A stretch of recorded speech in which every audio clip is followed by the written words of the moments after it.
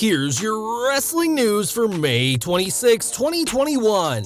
And your headlines for today include: as many as 35 WWE employees have been released. Backstage reaction to the releases. Many upset former WWE employees react to the latest firings. John Cena apologizes to China after calling Taiwan a country.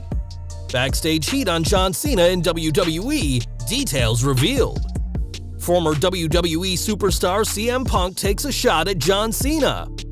Ted DiBiase makes unexpected turn on WWE NXT. Status of WWE Money in the Bank pre-sale tickets, and more. We're starting today with WWE, who cut a ton of employees yesterday, and not just from their offices in Stamford, Connecticut. It's been reported that the company also cut a number of international office employees and employees from WWE studios too, according to PW Insider and Deadline, who report that the film, TV, and social media divisions in Stamford and Los Angeles were impacted with the layoffs at WWE studios and their various divisions, which was all related to the cuts in WWE's Advanced Media Group. These cuts are all part of a plan to consolidate various departments into a single division run with a smaller staff and overseen by Kevin Dunn. Deadline described the cuts to WWE Studios, the company's filmmaking department, as deep, whilst PW Insider called it a bloodbath, with WWE President and Chief Revenue Officer Nick Khan breaking the news of the departures via phone call. Khan will be an extra busy man from now on, as in another show of his growing power, he will personally oversee WWE's international offices to keep them in alignment with WWE's United States headquarters. One major name gone is WWE's Executive Vice President of International, Jay Rosenstock, whose departure was part of the international changes, and whilst Rosenstock had been responsible for overseeing WWE's 8 international regional managers, now Khan will handle those duties.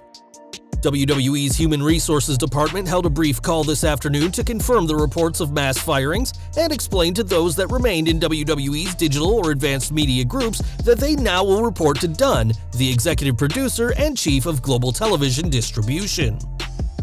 This HR call didn't consist of much more than that, and it's reported that the layoffs will be discussed in greater detail during an employee meeting today.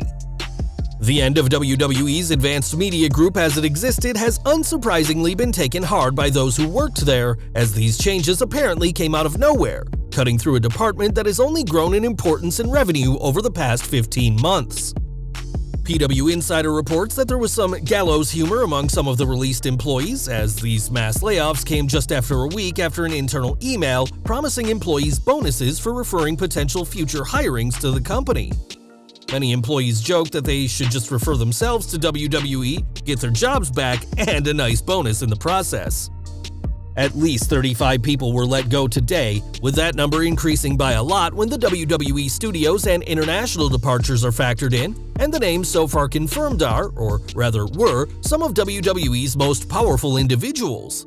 The following names were previously confirmed. Former WWE Advanced Media Group Executive Vice President J.Lar Donlin, after more than 8 years with the company. Former Senior Vice President of Production Brian Pellegato, after just under 9 years with the company. Former Executive Vice President of International Jay Rosenstock, after just under 2 years with the company. Former Vice President of Media Operations Makam Nolana, after just over 2 years with the company. Former Content Director James Wortman, after 11 years with the company. Though he wasn't a vice president, longtime employee Adam Kirshner was also released after being on staff for over 15 years, most recently as the manager of media and metadata. Kirshner was a major part in growing WWE's YouTube channel, which boasts 77.4 million subscribers, and the WWE Network, and his departure was a big shock to those remaining in WWE. On Twitter, Kirshner issued a statement saying, "As of today, I'm no longer with WWE. I've had a tremendous career and had the honor to build the greatest team. From firstever.com intern to a leader, I've seen and done it all. I'm truly looking forward to giving this same 110% and then some wherever I land." Kirshner isn't the only one who will be missed, as when news broke of Brian Pellegato's departure, Raw's Xavier Woods tweeted about him saying, "Without Brian Pellegato, an unbooked me wouldn't have been able to hone my mic skills on the WWE app's second screen. I wouldn't have had a creative space to build chemistry with Big E and Kofi Kingston. I wouldn't have been able to create Up Up Down Down. I wouldn't have the life I have now. It seems WWE's cuts are over for the time being, but you can never say for sure, as the company's efforts to streamline production has cost a ton of employees their jobs this week. Kathy Kelly doesn't work with WWE anymore, but she made a lot of great friends in the company, many of whom were cut this week. As part of WWE's digital team, Kathy knew a lot of people who lost their jobs yesterday, and on Twitter said she was devastated about all these releases, saying, "My brain can't comprehend and my heart is f***ing breaking for all my friends, along with being great humans. Everyone behind the scenes at WWE Digital worked their asses off to build a huge money-making brand and don't get near the credit they deserve." WWE's digital department covered a lot of content that fans really enjoyed, and hopefully the firings are over, with those remaining now having even more work to do. John Cena news next, and as a leading man in Hollywood, it's important for the 16-time WWE World Champion to be liked around the world, and recently, Cena's words created some serious outrage. During a promotional tour for Fast and Furious 9, Cena referred to Taiwan as a country, saying it will be the first country to watch the film, causing Chinese media to demand an apology from Big Match John. In a video message on the Sina Weibo platform, Cena clarified his comment, though didn't refer to Taiwan by name, saying he made one mistake and added that he loves and respects China and the Chinese people. He said, "Hi China, I'm John Cena. I'm in the middle of doing Fast and Furious 9 promotions. I'm doing a lot of interviews. I made a mistake in one of my interviews. I made one mistake. I have to say something very, very important now. I love and respect China and Chinese people. I'm very, very sorry about my mistake. I apologize, I'm very sorry. You must understand that I really love, really respect China and the Chinese people. My apologies. See you." The confusion over Taiwan is that since 1949 there have been two Chinas, namely the People's Republic of China, which is the China people know, and the Republic of China, which is Taiwan. Whilst Taiwan enjoys many of the benefits of being a country, it's still considered by many, especially China, as part of the country, and we're sure Cena will think twice the next time he speaks on either place. Cena was quick to apologize to China, saying he loves and respects the country and their people, but this apology hasn't gone down well in WWE.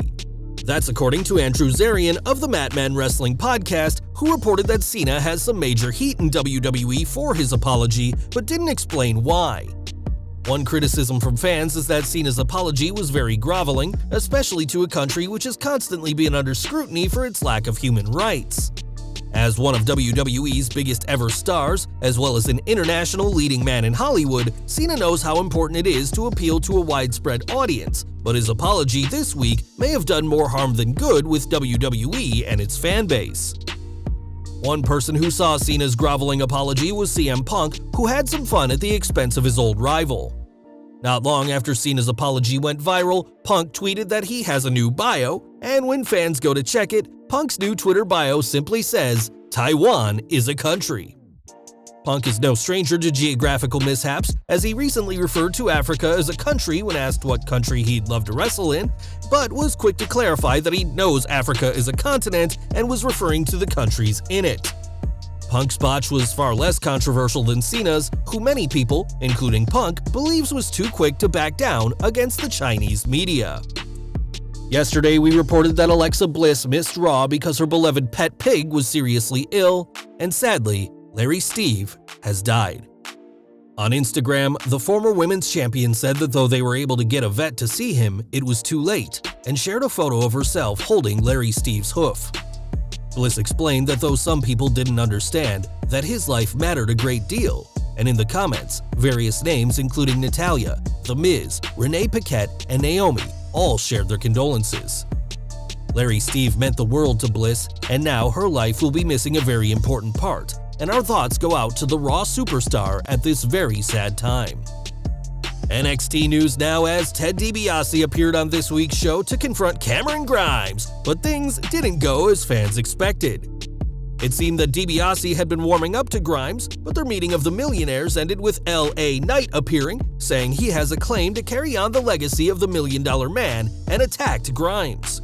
DiBiase apparently agreed with him, as he refused to help Grimes out and left with Knight, seemingly confirming a new alliance between the two. This seeming double turn also made Grimes appear as a babyface, and we'll have to see how the game stonk aficionado responds on next week's show. Back to the main roster, and on July 18th, the Dickies Arena in Fort Worth, Texas will host Money in the Bank, but tickets will be hard to come by.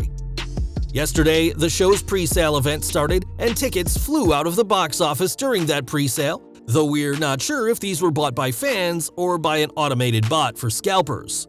According to Twitter account at AEW Ticket Info, which clearly does statistics for WWE too, there are reportedly only 247 tickets available out of the 11,634 listed for the event. WWE will have no trouble selling tickets for their first run of live shows in over a year, and it appears that the company's return to the road will be a successful one. And we're ending with this Sunday's AEW Double or Nothing event, which will feature the second ever Stadium Stampede match.